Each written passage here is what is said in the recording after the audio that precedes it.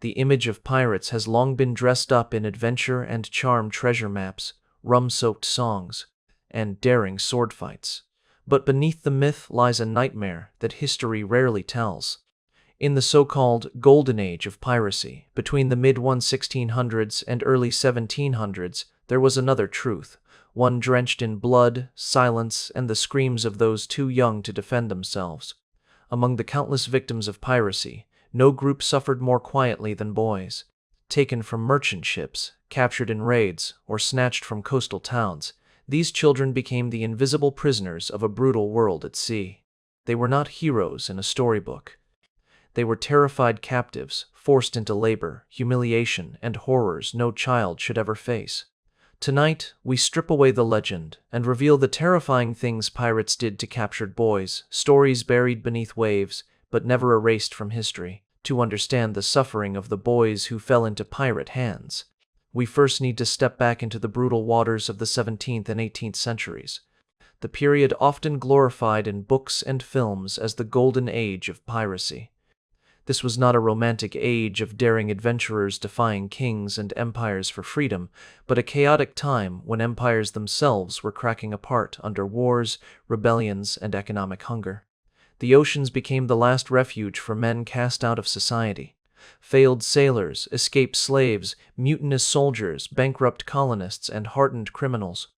These seas, stretching from the Caribbean to the coast of Africa and even into the American colonies, were stalked by vessels that flew the black flag, each one a floating kingdom ruled not by law but by ruthless codes written by the men themselves.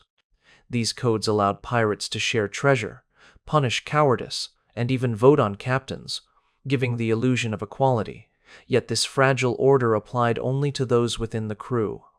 Outsiders, especially prisoners dragged aboard during raids, had no such protection. For them, the ship was not a democracy, but a prison without walls, and for young boys, it became something far worse, a trap from which there was no escape. When pirate ships descended upon merchant vessels, they were not content with seizing only coin and cargo. Human bodies were often taken as prizes too, and in this cruel economy, children were valued not for who they were, but for how easily they could be broken. Men who possessed skill at the helm or with weapons could sometimes bargain for their survival by offering service. Women, though fewer in number on the seas, were targeted for other grim purposes.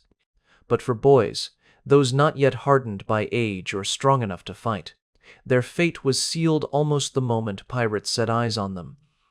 Their small size made them perfect for the dirtiest tasks, hauling powder during battle, crawling into spaces where grown men could not fit, scrubbing decks endlessly while enduring lashes for the slightest mistake.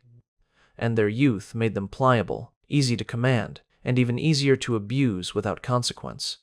These boys were often as young as 10 or 11, some even younger, and they were ripped away from the lives they had known with a suddenness that defied comprehension.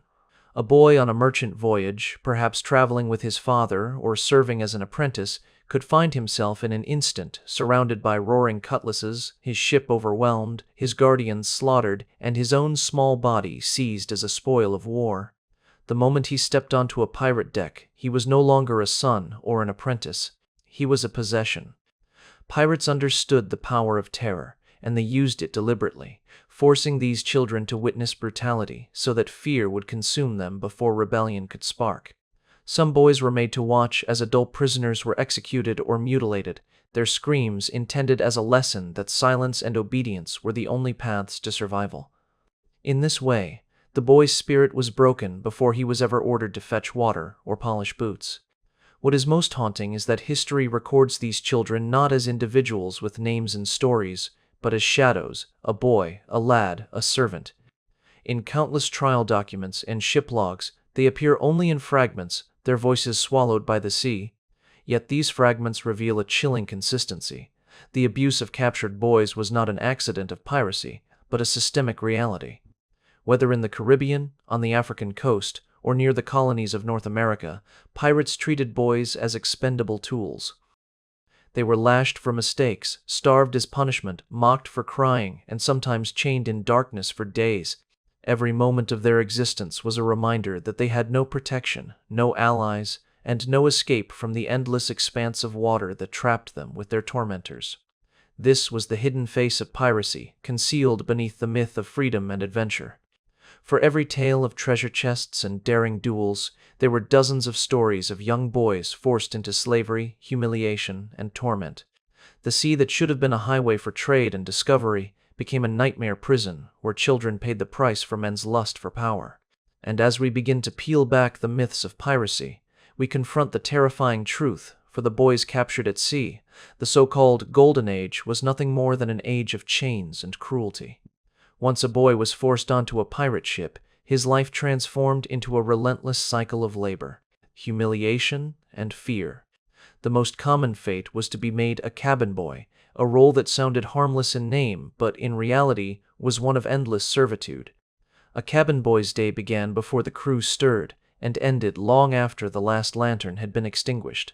He fetched water, scrubbed floors until his hands bled, cleaned boots caked with tar and blood, and stood silently ready to serve the captain or officers without hesitation. Any delay, any mistake, or even the perception of disrespect could provoke a beating administered with rope, whip, or bare fists.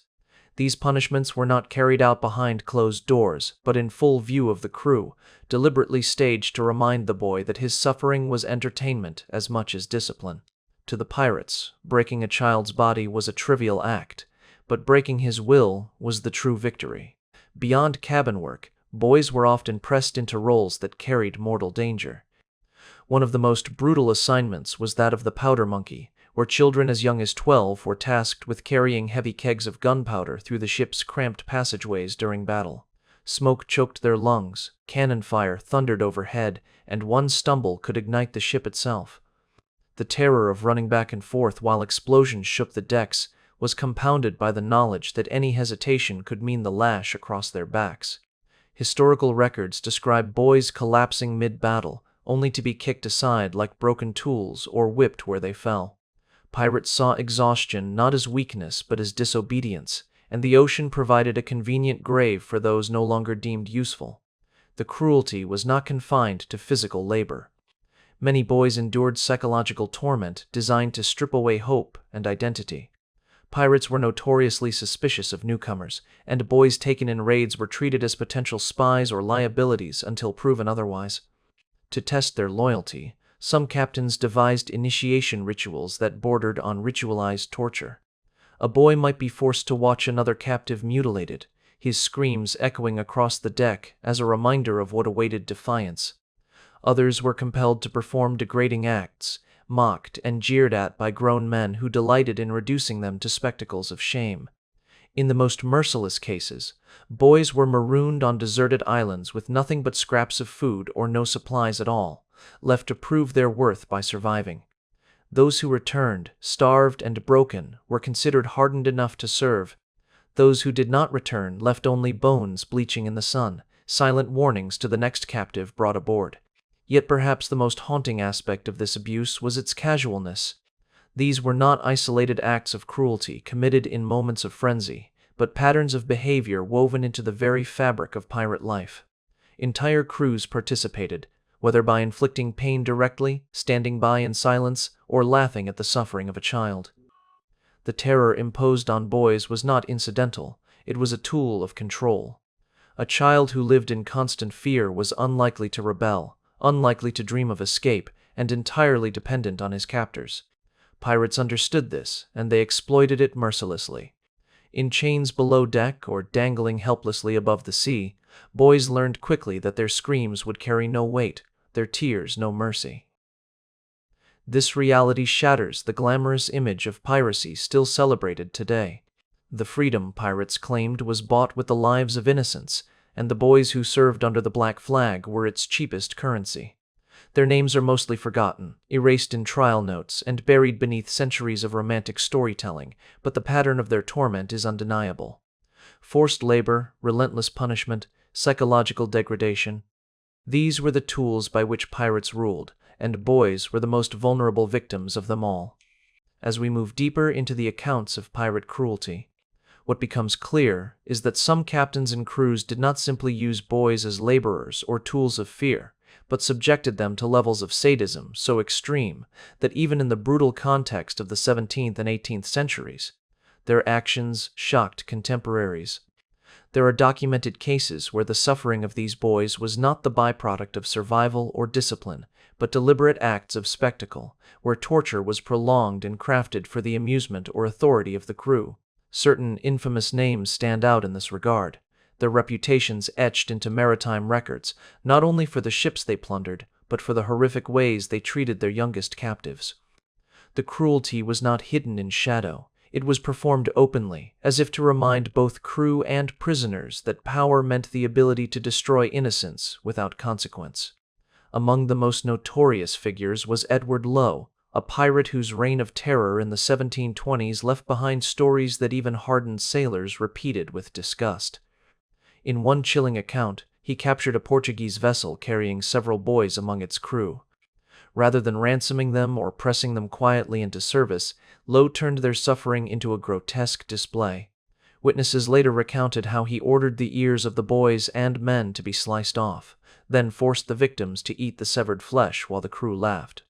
When one boy vomited from the horror, he was thrown into the sea without ceremony, his death nothing more than a punchline to Lowe's cruelty. The act was not an outburst of rage. It was staged deliberately, calculated to instill terror not only in the victims but in anyone else who might think of defying him. For the boys caught in such spectacles, their childhood ended not in a moment of accident, but in a theater of horror. Another feared name was Charles Vane, who commanded respect not through cunning but through unrelenting violence. His approach to discipline was simple, fear maintained order, and the suffering of children was a convenient tool to reinforce it. Accounts describe how Vane, after capturing a merchant vessel, singled out a cabin boy and accused him without proof of concealing information about the cargo. Stripped of his clothing, the child was dragged before both crews, his body lashed until his skin split and blood soaked the deck. He lingered in agony for days before dying, his short life extinguished as nothing more than an example to others. Vane even hung the boy's bloody shirt from the rigging, a morbid flag to remind prisoners of the price of disobedience. This was not warfare. It was psychological terror wielded against the weakest victims aboard. Such stories illustrate not only the individual cruelty of pirate leaders, but also the collective silence of their men, who watched and accepted the torment of children as part of the rhythm of life at sea. Nor were these horrors limited to English-speaking pirates. In the Caribbean and near Hispaniola, French buccaneers were known to subject boys to savage interrogations when treasure was not found. In one notorious episode, teenage boys suspected of hiding knowledge of silver bars were tortured with hot irons, their screams piercing the night air while the crew jeered or smoked pipes in silence. Some were branded, others mutilated, and many simply died under questioning, their bodies discarded on the shore as useless cargo. The treasure they were believed to conceal was never found, which makes the episode all the more disturbing. These boys suffered and perished not for any crime they had committed, but because grown men, driven by greed and cruelty, believed pain could force truth from innocent mouths. What emerges from these accounts is a pattern that strips away the last remnants of pirate mythology. These men did not simply seek gold and freedom, they reveled in domination. The suffering of boys was not incidental, it was instrumental, a weapon wielded to terrify, to entertain, and to remind everyone aboard that under the black flag, mercy had no place.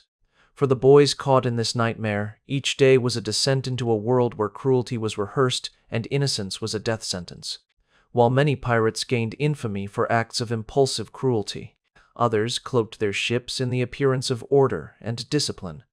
Yet even in these supposedly structured environments, captured boys found no mercy. Some captains, such as Bartholomew Roberts, known to history as Black Bart, cultivated reputations for enforcing strict codes among their crews, rules that forbade gambling, regulated drinking, and even demanded curfews.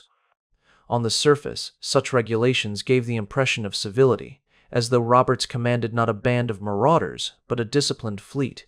However, this order existed only for the pirates themselves.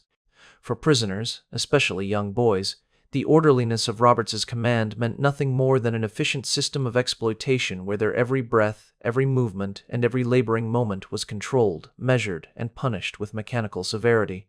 Their treatment was not driven by drunken chaos or sadistic amusement alone, but by a cold pragmatism that reduced children to expendable instruments of survival and profit. The testimony of one boy, later recorded in court after Roberts's capture, illustrates this merciless structure. Identified only as Samuel, he had been seized from a merchant ship at the age of 13 and forced to serve aboard Roberts's flagship for more than 2 years. He described his first weeks as a blur of hunger, beatings, and relentless orders. When he resisted cleaning the captain's boots, he was whipped until his back was raw, then silenced with tar forced into his mouth to stifle his cries. On 2 occasions he tried to escape, once by leaping overboard in harbor and once by hiding in the ship's hold, but both attempts ended with his recapture. For the second offense, he was chained to a post under the scorching sun for 2 days without food or water, left as an example of what defiance cost. Samuel's words, delivered later in a colonial courtroom, ended with the chilling remark, "I knew if I tried again, I would not live to regret it." This haunting phrase captures not only his despair, but the systematic cruelty embedded within the so-called discipline of Roberts's fleet. Another telling case is that of John Phillips, a less celebrated pirate, but one whose treatment of boys reveals the same dark pattern. In 1724, he captured a small vessel near Newfoundland, carrying a 16-year-old boy named Thomas Nichols, who had been traveling with his father. When Phillips and his men boarded the ship, Thomas's father was beaten and left behind, but the boy was taken as a prize. Refusing at first to join the pirate crew, Thomas was subjected to a cycle of punishment designed to erase his will. Stripped and tied to the mast, he endured lash after lash from knotted ropes until his back was flayed open, after which salt water was poured into the wounds under the guise of hardening him up. He was then chained in darkness for a week, with barely enough water to survive, until at last he submitted. His later testimony in court described how every attempt at resistance was met with mockery, scorn, and further violence. By the time Phillips was captured by the authorities, Thomas's scars spoke as eloquently as his words, and it was his testimony that helped condemn the crew. Yet for Thomas, the cost was etched permanently on his body and in his memory, marking him as another child whose youth had been consumed by the cruelty of men who mistook domination for strength. These examples demonstrate that the abuse of captured boys was not confined to drunken excess or unrestrained sadism, but was embedded in the very systems by which pirate ships functioned. Whether under the chaotic rule of a tyrant like Edward Lowe, or the disciplined command of a figure like Bartholomew Roberts, the result was the same. Children were reduced to tools, stripped of autonomy, and left to endure a world where every command carried the threat of pain or death. The myth of pirates as rebellious free spirits collapses in the face of these realities. The freedom they claimed for themselves was bought by shackling others, and no one bore that weight more heavily than the boys who, through misfortune, found themselves dragged onto decks where every day was a rehearsal in fear, and every night a reminder that innocence had no place upon the sea. As the historical fragments come together, a pattern emerges so stark that it leaves little room for the romantic illusions that have surrounded piracy for centuries. The treatment of captured boys was not an occasional aberration, not a few isolated incidents lost in the fog of the sea, but a recurring reality that defined life aboard many pirate vessels. For these children, the ocean was not a place of adventure, but a prison without walls, where escape was impossible and survival depended on submission. Their labor was extracted until their bodies failed, their dignity was stripped until their spirits broke, and their suffering was ignored by the very men who claimed to embody freedom. Unlike adult survivors who sometimes return to testify in trials or write their experiences, most boys left no words behind. They remained anonymous in records, referred to only as a lad or a boy. Their personal stories dissolved into silence, leaving us to reconstruct their fate from the testimonies of others and the scattered notes of courts and chroniclers. Occasionally, their voices pierced through that silence, and those rare moments remind us of the unbearable cost they endured. In a Boston courtroom in 1725, a 14-year-old named Isaac gave matter-of-fact testimony about the nearly year-long captivity he survived under a pirate crew. He spoke in plain detail about being forced to scrub decks until exhaustion, beaten when he faltered, mocked when he cried, and compelled to laugh at his own humiliation under threat of worse punishment. At one point, the record notes that Isaac broke down sobbing and could not continue, the trauma of memory overwhelming his words. The pirates were hanged, but Isaac's fate after the trial is unknown, his story vanishing into history like so many others. Similarly, the testimony of Thomas Nichols, the boy brutalized under John Phillips, helped to convict a crew of murderers, yet it did nothing to return his lost innocence. These testimonies, brief and broken though they are, shine a harsh light on crimes that the sea itself tried to erase, reminding us that piracy's true victims were not empires or merchants, but children whose youth was consumed in silence. What makes this truth all the more haunting is the way it has been buried beneath centuries of storytelling that has stripped piracy of its blood and replaced it with fantasy. Popular culture continues to dress pirates in adventure, to turn their brutality into comic relief, and to sell their image as harmless rebellion against authority. Children dress as pirates for festivals, movies transform cutthroats into lovable rogues, and theme parks invite laughter where history should inspire grief. This myth has endured because it is easier to remember the flags, the gold, and the songs than it is to confront the reality of mutilated boys, broken bodies, and silent graves hidden beneath the waves. Yet forgetting does not erase the truth. It only repeats the injustice by allowing those nameless children to be lost again. To remember them is to acknowledge that the price of piracy was not paid only in coins stolen from empires, but in the stolen lives of innocents. When we strip away the romance, what remains is the image of a world where the black flag symbolized not freedom but domination, where the power to inflict suffering on the most vulnerable was worn as proof of strength. The terrifying things pirates did to captured boys are not legends meant to entertain, but warnings carved into the record of history. They remind us how easily power can twist into cruelty when no one dares to restrain it, and how the stories we choose to celebrate often conceal the victims we prefer not to see. For those boys, some no older than 10, their fate was sealed the moment pirate sails appeared on the horizon.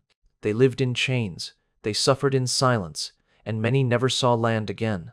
To speak of them now is to honor the voices history tried to drown. And so, if this story has shaken you, if it has opened your eyes to the darker truths that hide beneath the waves of legend, then remember, this is only one part of a history filled with pain, cruelty, and forgotten victims. There are countless more stories waiting to be uncovered, voices waiting to be remembered, and truths that demand to be told. If you want to continue uncovering the hidden terrors of the past and ensure that these voices are not lost again, make sure to like this video, subscribe to the channel, and turn on notifications, because the next chapter of history will be just as shocking, and you will not want to miss it.